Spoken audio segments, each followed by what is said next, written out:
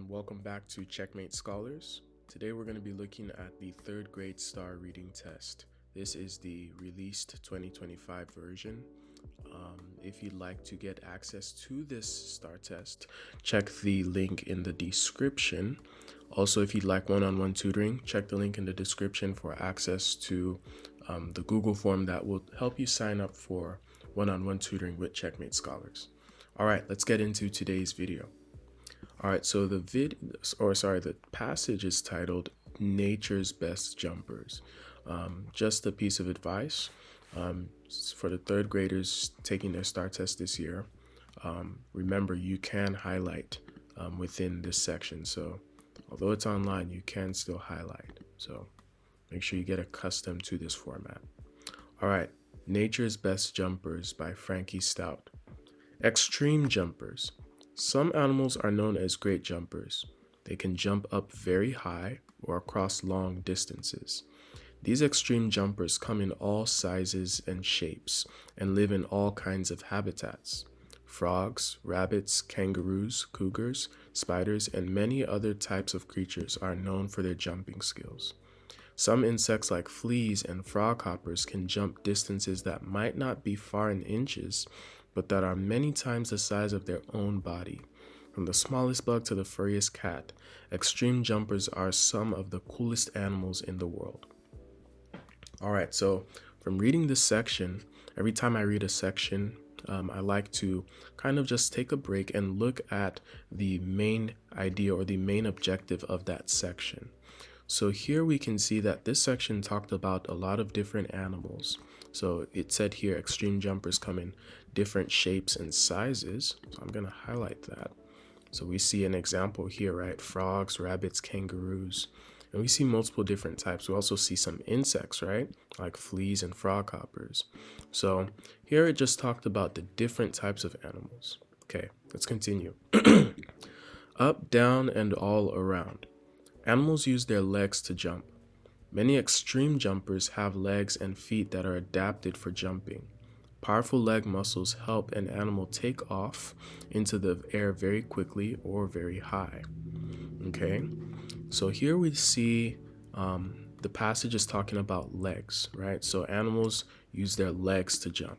Okay, it talks about how many of the extreme jumpers have legs and feet that are adapted for jumping. So they have powerful leg muscles. Okay, I think that's a good detail we should highlight.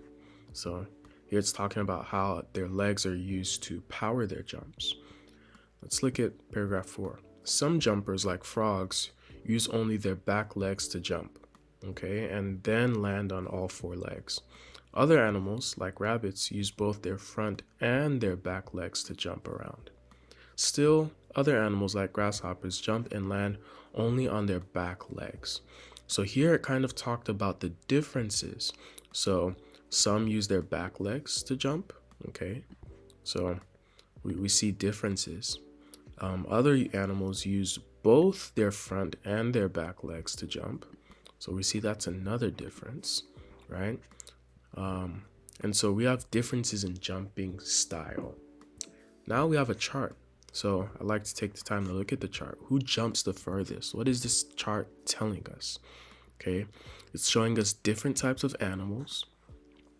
It's showing us also their length, their jump length. So a grasshopper can jump 3 feet, a human can jump 6 feet, a bullfrog can jump 7 feet, a kangaroo can jump 25 feet, a cougar can jump 40 feet.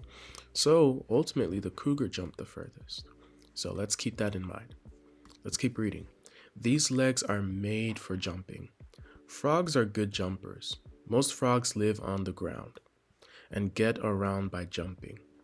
Frogs' back legs have big muscles that make jumping easy. Their big feet help them push off the ground with a lot of force. As a frog leaps, its back legs reach out to full length. Frogs' back legs are almost twice as long as their front legs. Okay, so what is it telling us here? It's showing us how the frog jumps, right? And it's showing us what powers their jump. So here it says their big feet help them push off the ground. See, it says here, as a frog leaps, its back legs reach out. So it's kind of, this paragraph is giving us a step-by-step process of the frog jumping. So you can almost imagine, okay, the frog jumps and then its back legs reach out to full length. And we see this in our mind, so we can almost imagine this. Let's keep reading. Frog's front legs touch down first and help soften the landing after a big jump. By the time a frog lands on its front legs, its back legs will be folded at its knees and ready to jump again right away. Okay, so we see again, paragraph 6 and 5 are basically telling us that we're seeing how the frog jumps. So you can almost kind of imagine this in your mind, a step-by-step process. All right, let's keep reading. Large leaping cats. Another well-known jumper is the cougar. The cougar is a large cat that lives in the wild. Cougars are also called mountain lions, pumas, or catamounts. Cougars are carnivores. This means they eat meat. They like to live in places where there are lots of animals to hunt. Cougars are great leapers and excellent hunters. They can jump around 18 feet up into a tree and as far as 40 feet on the ground. So here we're just looking at cougars. Okay, so paragraph 7 through 9 is basically just talking about the cougar. Okay, let's continue. Jumping bugs. Many insects get around by jumping. Some, like grasshoppers and crickets, use their long legs to power their jumps. Those with short legs, like froghoppers, store muscle energy in their body to shoot themselves into the air, much like an arrow. Froghoppers, also known as spittlebugs, are only about 0.2 inches or 5 millimeters long. Some froghoppers can jump around about 28 inches, 71 centimeters into the air. That is the highest that any insect is known to jump. Okay, so here we see a couple of different insects that jump. So we looked at some grasshoppers and crickets. They have long legs, so let's highlight that. Grasshoppers and crickets, they use their long legs to jump. Froghoppers, they have shorter legs, but they use their muscle energy to jump. So let's highlight this. Okay. Then we looked at some so it's right here. It says froghoppers, also known as spittlebugs, are 0.2 inches. So here we look at their size and how they jump. Let's keep reading. All jumpers, big and small. Jumping can be a great way of getting around for both big and small animals. Extreme jumpers have a body that has adapted for jumping great heights or distances. This helps extreme jumpers survive in the wild. All right, let's take a look at question number 1. It says, based on the ideas presented throughout the selection, what can the reader conclude about jumping and animals? Okay, so we're trying to look at what we can conclude. And any conclusion made from a passage tells us probably the main idea. So we're looking for one of the biggest ideas in this passage. Not any small ideas, but the bigger idea. What is the big picture? All right, let's look at our answer choices. Answer choice A says animals need to jump to be able to eat. Did it talk about that here? It didn't necessarily talk about eating. The only place it talked about eating was here, where we read about large leaping cats. We didn't look at how frogs jump to eat. We didn't look at how jumping bugs jump to eat. We only looked at cougars, so that's not the big idea. Yes, it talked about eating, but that's a very small idea, so it can't be answer choice A. Let's look at answer choice B. Being able to jump well helps animals in different ways. Okay. So we see that jumping helps cougars, right? Cougars are great leapers and excellent hunters, so jumping helps them out. We also see jumping helps frogs to move around, right? Most frogs live on the ground and get around by jumping, okay? We see jumping helps many insects to get around, okay? So ultimately, jumping helps different animals get around, right? It helps cougars eat. Let's see, what else? This helps extreme jumpers survive in the wild, right? So we're looking at survival. So there are different ways that extreme jumpers are able to live based off of their jumping ability. So answer choice B seems like a good choice. Let's keep reading. Moving to new places is easy for animals that can jump. Okay, well, it talked about moving around, but it didn't talk about moving to new places, right? That's like saying the frog moved from maybe a wet habitat to a dry habitat. It didn't talk about moving to new places. It only talked about moving around.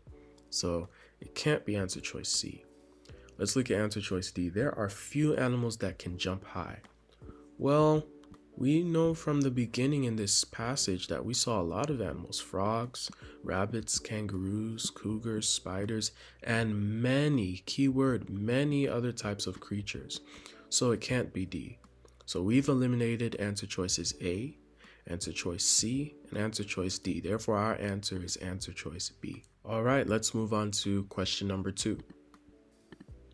Question number 2 says, what are the most likely reasons the author includes the section extreme jumpers? Select 2 correct answer choices. Okay, let's reread extreme jumpers. Some animals are known as great jumpers. They can jump up very high or across long distances. These extreme jumpers come in all sizes and shapes and live in all kinds of habitats. Frogs, rabbits, kangaroos, cougars, spiders, and many other types of creatures are known for their jumping skills. Some insects, like fleas and froghoppers, can jump distances that might not be far in inches or centimeters, but that are many times the size of their own body. From the smallest bug to the furriest cat, extreme jumpers are some of the coolest animals in the world. Okay, so we're selecting 2 correct answers. All right, let's look at our first answer. To show that many kinds of animals jump. Okay, that is a good answer. We did see that we have frogs, rabbits, kangaroos, and many, keyword many, types of creatures. So I like answer choice A. All right, let's keep that in our back pocket. Let's look at B. To highlight the animals that jump the most. Well, it didn't say which animal here jumped the most. It just told us which animals jump. All right, so it can't be answer choice B. To tell why animals like jumping? No, again, it didn't tell us who jumped the most or why they like jumping. It only told us who jumps. All right, let's look at answer choice D. To explain how animals learn to jump. Again, all this is telling us is the different types of animals that jump, not how the animals learn to jump. To describe why jumping animals are interesting? Well, yeah, it did kind of tell us why they're interesting, right? They come in all sizes and shapes. I think that's interesting. They live in all kinds of habitats. That's another interesting fact. We see that some insects, here it says some insects like fleas and froghoppers can jump distances that might not be far in inches, but that are many times the size of their own body. That's an interesting fact. All right, so I think it's safe to say that answer choices A and E are the best answer choices. Question number 3 says, what does the graph who jumps the farthest help the reader understand? Okay, I remember this graph right here. Remember, let's read our graph one more time. So we have the animal types and we have the common jump length in feet. So here we're just basically seeing who jumps the furthest. So we can see that cougars jump really, really far, 40 feet, followed by kangaroos at 25 feet. Then we have bullfrogs at 7 feet, humans at 6 feet, and grasshoppers at 3 feet. So without even looking at our answer choices, we can already answer this. The graph tells us who jumps the furthest. Literally, it's in the title. All right, let's look at our answer choices. The lengths different animals can jump. Yeah. B. The ways jumping helps certain animals. No, it doesn't tell us how the jumping helps these animals. It just tells us the length at which these animals jump. Answer choice C says how often different animals jump. No, it's not telling us when they jump. It's only telling us how far. Answer choice D. Why some animals enjoy jumping far. Again, It's all only telling us who jumps the furthest, the different lengths of these jumping animals. Therefore, the answer is A. All right, let's move on to question number 4. Question number 4 says, read this sentence from paragraph 10. Those with short legs, like froghoppers, store muscle energy in their body to shoot themselves into the air, much like an arrow. What is the most likely reason the author uses the simile like an arrow? All right, well, let's break this down. What is a simile? A simile is a figure of speech that compares two things using the words like or as. Here in this case, the word we use is like. So we're comparing something to an arrow. What are we comparing? Here it says, those with short legs like froghoppers store muscle energy in their body to shoot themselves into the air, much like an arrow. Okay, well, when you shoot something into the air like an arrow, right, that means it's going very high. It's going very far into the sky. Okay, and since we're talking about jumping animals, I think it's safe to say that we're comparing froghoppers and how high they jump to an arrow that is shot up into the sky. All right, so let's look at our answer choices.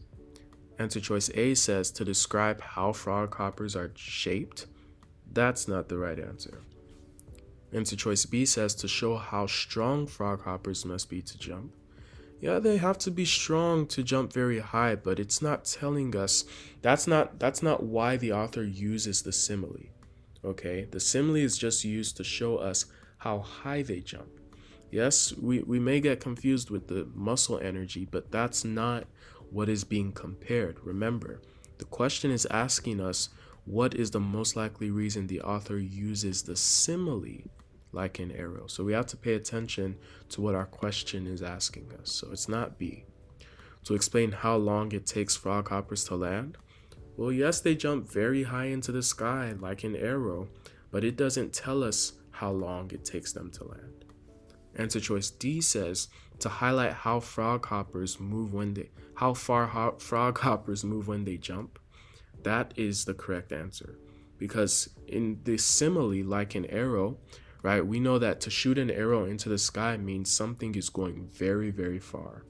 So answer choice D is the correct answer. Let's move on to question number 5. Question 5 says, what is the meaning of the word survive in paragraph 12? All right, let's head to paragraph 12. Paragraph 12 says, jumping can be a great way of getting around for both big and small animals. Extreme jumpers have a body that is adapted for jumping great heights or distances. This helps extreme jumpers survive in the wild. Okay, without looking at our answer choices, what do we think the word survive means? Well, when you say you survive something, it means that you're still living, right? It means that you're not dead, but you're living. Okay, well, let's look at our answer choices. Answer choice A says dance. Okay, this helps extreme jumpers dance in the wild. That's not right. That's not close to the word survive. Let's look at B. This helps extreme jumpers share in the wild. No, they're not sharing anything. They're simply surviving. They're living. Let's check answer choice C. This helps extreme jumpers live in the wild. Okay, that sounds good. Let's keep that in our back pocket. Answer choice D. This helps extreme jumpers play in the wild. Well, animals don't play in the wild. They're trying to survive. They're trying to live. So I think our safest option is answer choice C. Let's move on to question number 6. What is the most likely reason the author uses a cause and effect organizational structure in the section, these legs are made for jumping? Okay, let's move to that section. These legs are made for jumping. Okay, let's take our time to read it. Here it says, frogs are good jumpers. Most frogs live on the ground and get around by jumping. Frogs' back legs have big muscles that make jumping easy. Their big feet help them push off the ground with a lot of force. As a frog leaps, its back legs reach out to full length. Frogs' back legs are almost twice as long as their front legs. Frogs' front legs touch down first and help soften the landing after a big jump. By the time a frog lands on its front legs, its back legs would be folded at its knees and ready to jump again right away. Okay, so looking at this passage, this portion of our passage, we see that we're looking at how a frog jumps. Okay, we're seeing that their big feet help them push off the ground. Okay, we're seeing as a frog leaps, its back legs reach out to full length. Okay, so we can almost kind of imagine this. This is good imagery. We can imagine this in our mind as the frog jumps. Imagine in your mind the back legs stretching out all the way. And then we see here frog's front legs touch down first to help soften the landing. So we see that we can kind of picture this in our mind. Okay, their front leg touches down first and then their back legs follow. Okay, so we're basically looking at how the frog jumps. So now let's look at our answer choices. So we're trying to find the reason why the author uses a cause and effect organizational structure in this section. So why did the author basically use this structure while he wrote paragraphs 5 and 6? Okay, to show how frogs' legs work. That sounds pretty convincing, right? We just saw how the frog's legs work. Okay, let's keep that in our back pocket. To show why frogs need to jump, well, they didn't tell us why. They only showed us how the frog jumps. They didn't say that a frog needs to jump to go and eat. It only showed us how the frog jumped, so it's not B. C says to show how frogs' legs become strong. No, it didn't tell us that the frog goes to the gym to work out or something, so it's not C. Is it D, to explain how to jump like a frog? No, it's not telling us how to jump like a frog. It's not telling us to put our hands and feet on the ground and jump like a frog. It's only showing us how the frog's legs work. Therefore, the correct answer for question number 6 is A. All right, let's move on to question number 7. What is the central idea of the selection? Okay. What is the central idea of the selection? So the selection, again, is just referring to this whole passage. All right, so we're trying to find out the central idea or the main idea. Let's read our answer choices. Many types of animals are skilled at jumping. Okay, that sounds good. Let's keep that in our back pocket. Answer choice B says, most animals need to practice jumping high. Well, we didn't necessarily see that any of these animals needed to practice. We just know that they are naturally good at jumping. Answer choice C says small animals can jump better than large animals. Well, it didn't talk about who can jump better, and even if it did, right, we did see that the cougar jumped farther, and the cougar is way bigger than a grasshopper. So this can't be the right answer. Answer choice D says some kinds of animals jump with their back legs. Yes, that's true. We saw, I believe it's here, some jumpers like frogs use only their back legs to jump. While that is true, this is only a small idea. It's a supporting detail. It's not the central idea. Okay? So I think it's safe to say that the correct answer for number 7 is A. That brings us to the end of today's video. If it was of any help to you, make sure to give this a like, a share, and a subscribe. Also, if you'd like one-on-one tutoring services for your student, don't forget to check the link in the description where you can access the Google document for Checkmate Scholars. Here at Checkmate Scholars, we treat academics just like chess, always planning one step ahead. As always, I'll see you in the next video. Till then, checkmate.